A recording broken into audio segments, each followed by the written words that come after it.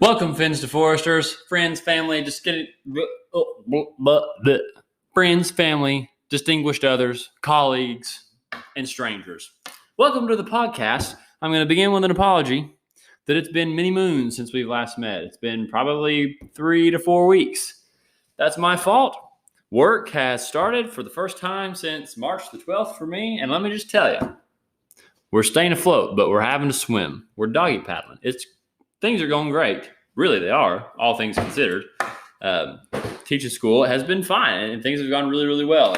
Our principals have worked hard. The whole staff's worked hard. The students are doing what they're supposed to. And we've rocked and rolled through the last 4 weeks. Students have only been there for one of them. We've been back as of 4 weeks ago as a staff. But yeah, things are going good, but the podcasting has took a hit. But we're back regardless. So, hey, we're just going to dive right into it. Your verse of the episode. Verse is 4 verses. I have just finished reading through Acts for the first time straight through as a whole. And this is going to be the one segment that stuck out to me the most in Acts. So Acts 21 verses 11 through 14. This is Paul. He's on his way to Jerusalem, and everybody's trying to keep him from going because they know there's plans and plots to kill him once he gets there. And Paul can't figure out how to make everybody get over the fact that he knows they're going to try to kill him, and that he's totally okay with that because he knows that that's God's will. So I just think I read a lot of humor into this, as I typically do. But here's what it says. Starting in 11, going through verse 14, chapter 21 of Acts. Coming over to us, he took Paul's belt, tied his own hands and feet with it, and said, "The Holy Spirit says, in this way, the Jewish leaders in Jerusalem will bind the owner of this belt and will hand him over to the Gentiles." When we heard this, we and the people there pleaded with Paul not to go up to Jerusalem. Then Paul answered, "Why are you weeping and breaking my heart? I'm ready not only to be bound, but also to die in Jerusalem for the name of the Lord Jesus." Then, when he would not be dissuaded, he gave up and said, "The Lord's will be done." So I can just see, because this happened multiple times in Acts, where everybody's telling, hey, don't go to Jerusalem. They're going to put you in prison. They're going to try to kill you. And he's like, guys, I know. I've been in cahoots with God. I know what's going to happen. You've just got to be okay with that and let it happen. I'm totally fine. I'm ready. I can handle it. But they just don't get it. Just like we don't get God's will a lot of times. So I just think that's very interesting. That's Luke writing that. So first of the day, there you have it. All right. So a lot's been going on in the last 3 to 4 weeks as far as the outdoor world is concerned, but not as much as we have had going on since March, just with school and work firing back up. But I will start the furthest back and work my way to today, because we've done a lot just today. It's October the 30th right now. It is Sunday night at 9:14 p.m. We just cracked a bang because we got a lot of stuff we got to do before we go to work tomorrow, because the work week is very unproductive for things other than work, as I learned last week. So we need to make use of the time we've got, and we're going to make more time by staying up tonight. But anyways, Chickamauga. Our last regular season BFL is coming up on Chickamauga, September, I don't know, it's the 12th, 11th and 12th and 13th. I don't know, whatever the second weekend in September is. It's a super tournament. It's 2 days. It's either the top 10 or the top 10%. I want to say it's top 10%. After the first day, get to make the cut and fish the second day. And Chickamauga's been fun. I do not go down to Chickamauga very often. Normally, I don't make it past Ladin and Watts Bar before I get there, but I really don't go down there this time of year. August, September, kind of that late summer grass spot gets going. I've never been down there for that, so I've been trying to go. I've made 2 trips down. My first trip was great, and my second trip was terrible, which sounds about right. It was, probably 2 or 3 weeks ago. This first week, I want to say it's the first weekend in August and the second weekend of August. I went, maybe the second and third. I honestly can't remember. I'm not going to look back and do the math. But the first week, first trip I made, caught a real big one on a swim bait for me, 6.5 pounder on a swim bait. Had a couple threes on a swim jig, caught 3 on a frog, lost. Okay. people are going to say that they lost a big one. Let me tell you, this is the truth when I say I lost an absolute whale of a fish on a frog. I can see it. It's on my Instagram in a frog fishing video. It's on one of the YouTube videos where this fish comes up and just sharks it, and all you see is the mouth and the head come out of the water, and then like as I'm reeling down to him, it's almost like he blew up on it again. It was really weird, and I swing, and the 50-pound braid just snaps. I'd thrown that frog, rigged it up, tied it, threw it a couple days before at Fort Loudon. Never hung it up, never frayed it up that I know of. Caught one fish on it and thought, oh, it's totally fine. It's not. It's going to be good. I don't need to retie it. It's a 50-pound braid. Well, I should have retied it. I snapped him off on the hook set. But anyways, had the potential to have a really big. I still had a good bag. Caught a couple flipping, punching, which is totally new. Not totally new to me, but as far as doing it well and knowing what I'm doing with it, that's the big learning curve too. But Chickamauga should be fun. So I've got 2 weekends. I've got 1 weekend before that tournament. This coming weekend is Labor Day's on Monday. We get Monday off. And so I'm going to go down. Dana and I have a wedding in Murfreesboro on Saturday, the 5th. I'll come back the 6th, head down to Chickamauga that afternoon, maybe mess around a little bit down there. Sunday, Caleb doesn't know this yet, but I'm going to call up my buddy Caleb Lazatter, and hopefully we can get together on Sunday and Monday and then stay and fish all day Monday. Got a 4-day week, and then tournament starts on Saturday or Friday. I don't know when this one starts. I think it starts on Saturday. Yes, it does. I know it does. So yeah, that'll be fun. Curtis Crook, who I fished with before Norris, he was my co-angler last year on Watts Bar. We've become what I would consider to be really good friends and fish together when we can before these BFLs. We're going to go down there and try to wear it out Monday. It'll be the only time. All these first 2 trips I've taken are so far before and so much changing that it's really just me learning how to get around down there and just learning to fish that grass stuff this time of year. Most of my big fish, most of my numbers and big fish have come off the main river up above Dayton. But I mean, it all looks the same. No, it doesn't all look the same, but man, it can be daunting to go down there and try to figure that out when you haven't done it. But we've gotten lucky a little bit, and hopefully we can figure out enough pieces of the puzzle down there this upcoming weekend to make something happen come tournament day. I feel like I've been so geared towards deer season that I've got to totally shift. And it's because this was the velvet hunt weekend, the weekend that I'm in right now. This last weekend of August was a velvet hunt in Tennessee. So a lot of states don't have it, I don't believe. But Tennessee does a 3-day, Friday, Saturday, Sunday velvet hunt at the end of August. You can kill 1 buck in velvet. That's the whole point. And it's only on private land. I don't think you can do it on any of the WMAs, but it's really, really fun. And it's nice just to get out. It's a month before the regular season starts. And just to be in a tree was awesome. That's what we just finished. And I'll go ahead and jump to that. But yeah, so my uncle and I, who's the main person that I hunt with at our deer lease in DeKalb County, which is in the middle part of the state, we got down there Friday. He got down Friday afternoon, and a lot of that rain from Hurricane Laura that made it up here came through, and we got rained on Friday night. We got rained on Saturday night, and we got rained on this morning. And it was a wet, muddy mess at our campsite. And because it poured, it absolutely poured on Friday night. We woke up in the rain, had to wait for the rain. Well, we decided to wait until the rain stopped before we headed out. And Saturday night, it was feeling good. I'd seen some deer. I saw 4 does on my way in Saturday morning. Of course, it was still kind of sprinkling rain there. Didn't fool with trying to get the camera out, because I'm not going to ruin it on my first hunt, I keep telling myself. See 4 does going in, jumped another deer got blown out by another deer as I was climbing up the stand. I don't know if it was one of those 4 does or not. It very easily could have been. And jumped a big buck. That's totally untrue. I jumped what I'm 90% sure was a buck with where he was bedded and what he sounded like when he left. It's a total guess. It could have been a fawn. It wasn't. It was not a fawn. But jumped that was bedded down probably 20 or 30 yards from the stand. I ended up sitting in Sunday night. And Sunday night was going to be great. The weather was nice. The wind was perfect. The deer were moving. And we had about 2 hours left before dark. And I look up, and there's a line of just black wall clouds coming in. And as soon, it was actually laughable. As soon as I look up and see that black line of clouds, that wind switched from northwest it switched from blowing to the southeast, from blowing to the northwest. It totally flipped. And it blew this thunderstorm in. And it started to rain about the time I put my camera in my pack and lowered my bow down to the bottom of the tree. And by the time I got to the bottom of the tree, it was pouring.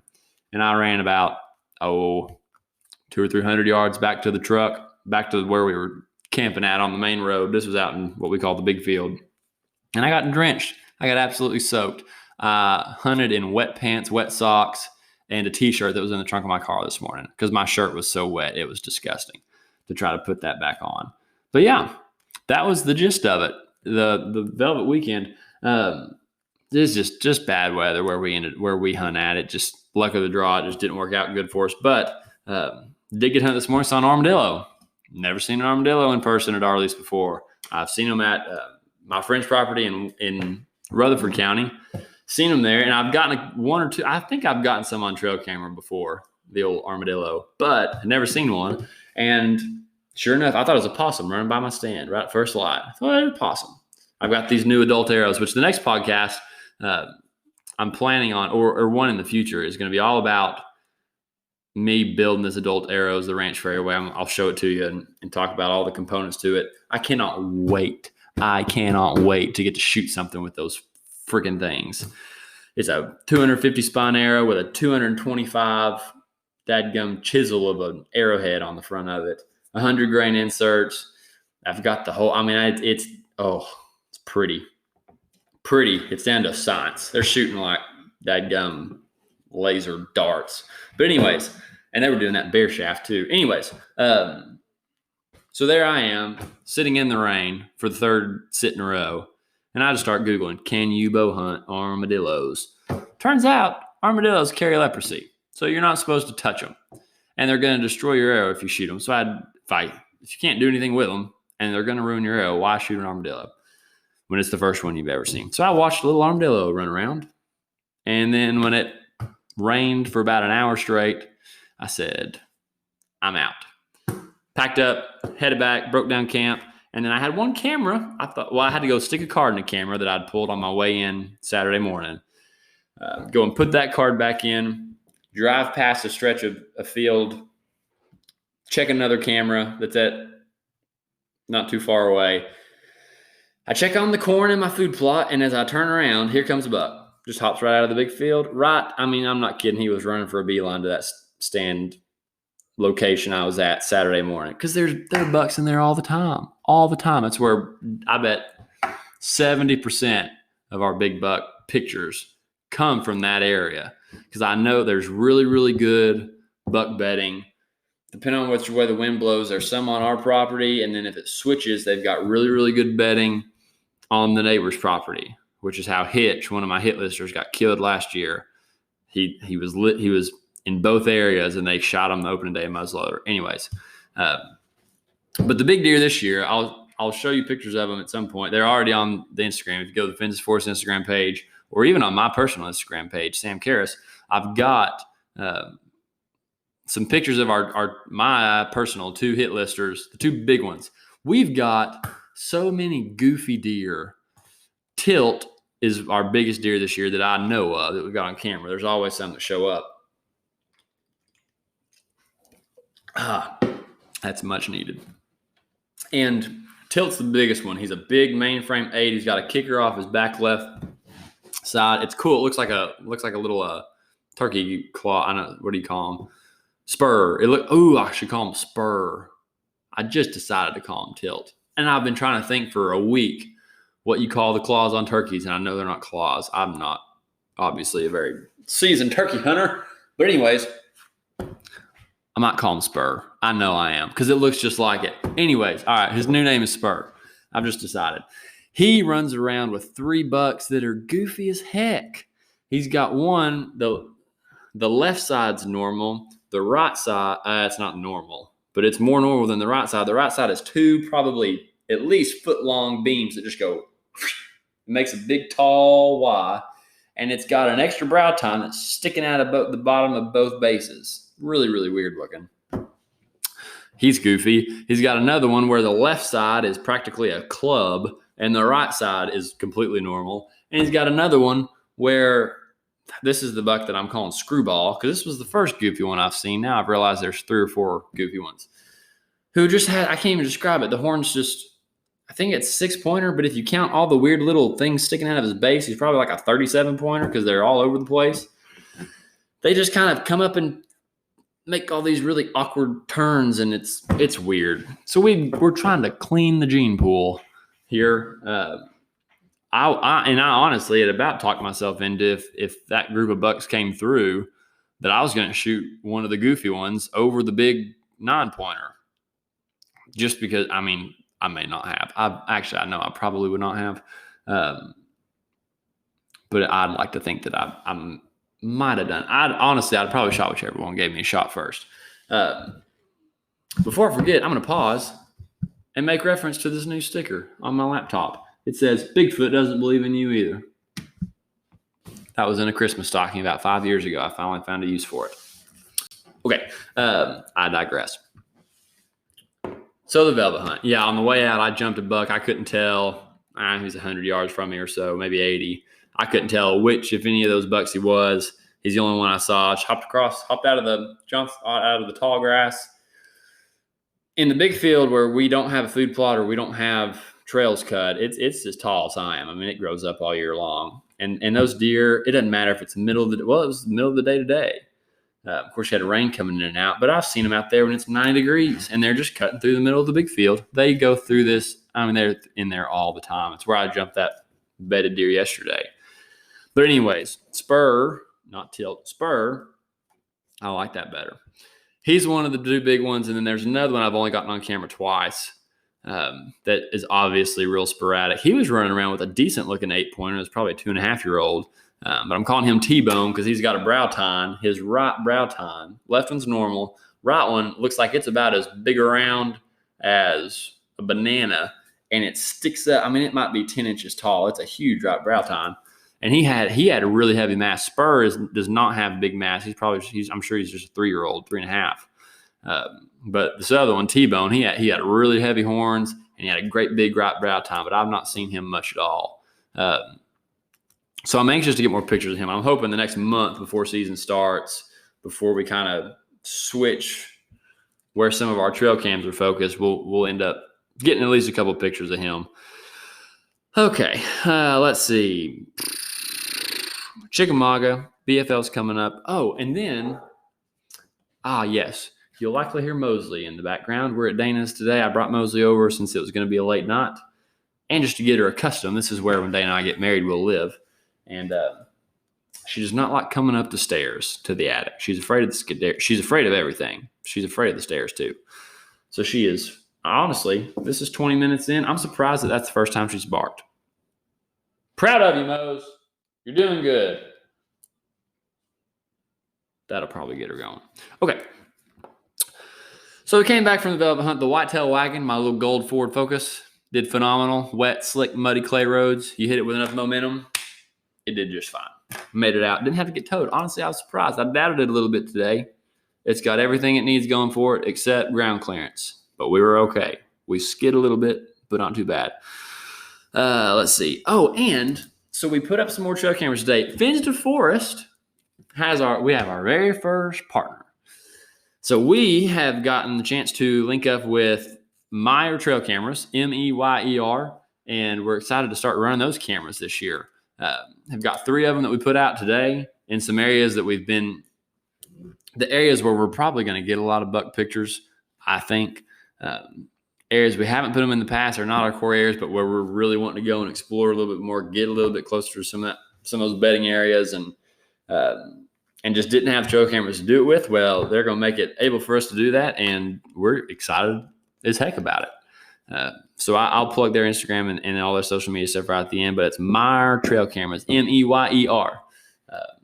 It's awesome. Everything that I've seen and heard about them is great. So I'm excited to get the chance to run those the rest of the year. Okay. So Get home today, and after being wet and soppy, thank goodness it wasn't cold or we'd have really been miserable. I went ahead and knocked out a project that I've been wanting to do for weeks, months, you could say.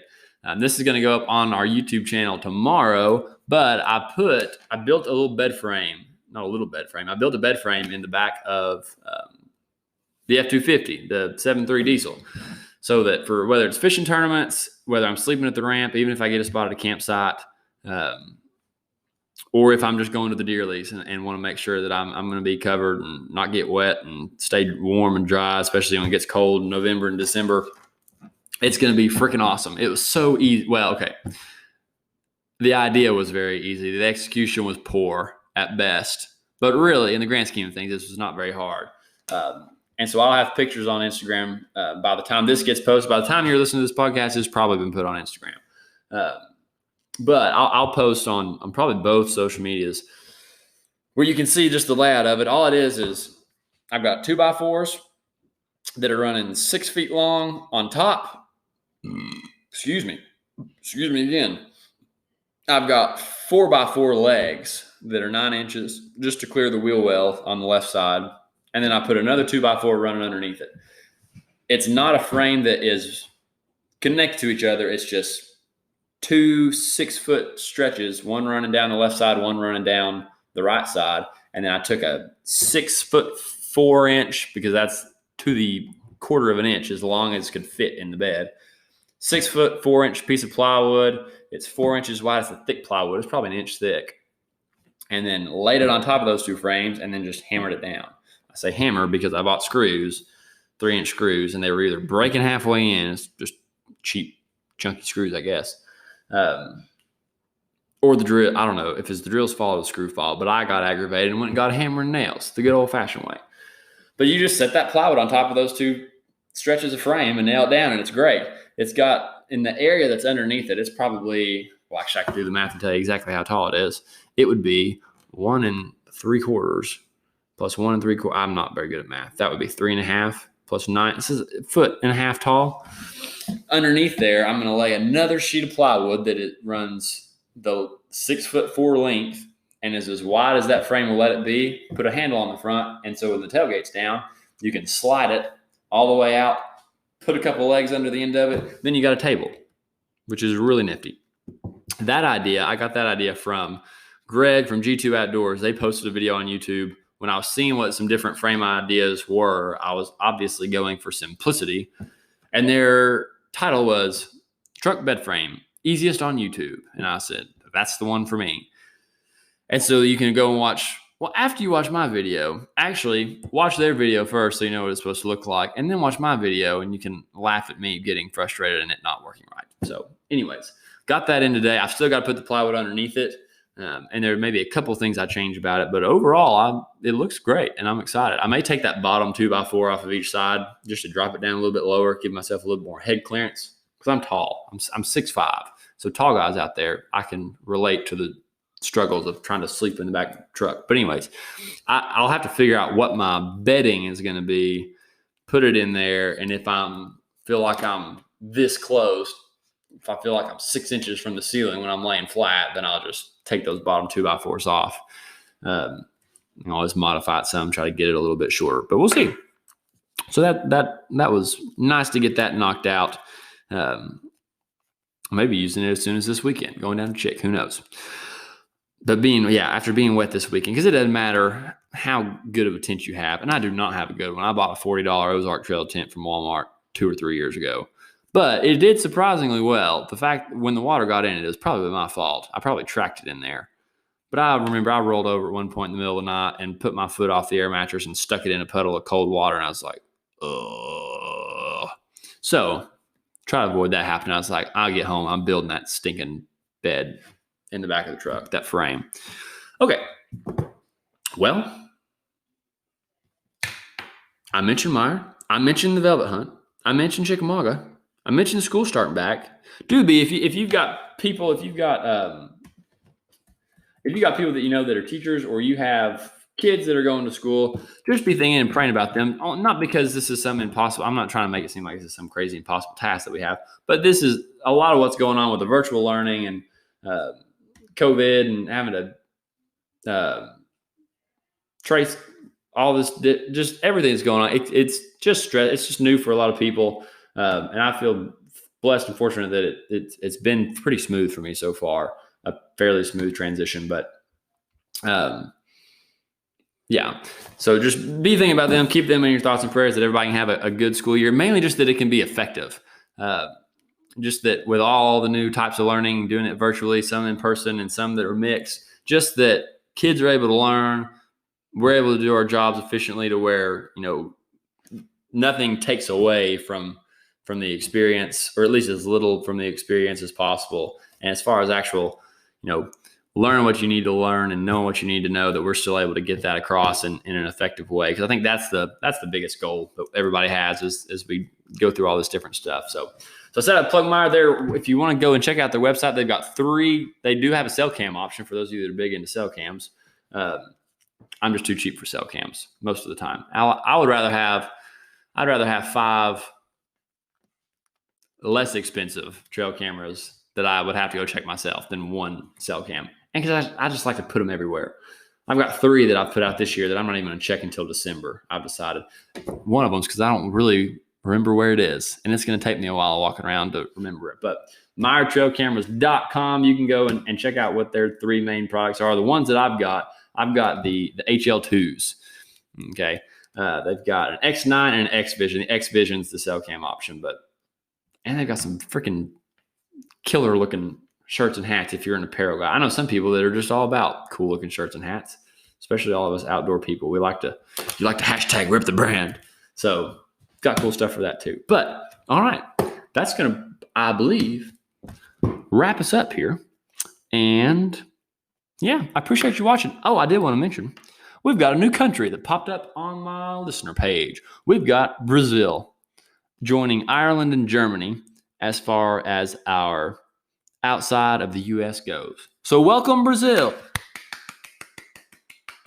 Woo! I think that's so cool. They probably clicked on it by accident. If you didn't, then God bless you. If you did, God bless you anyways.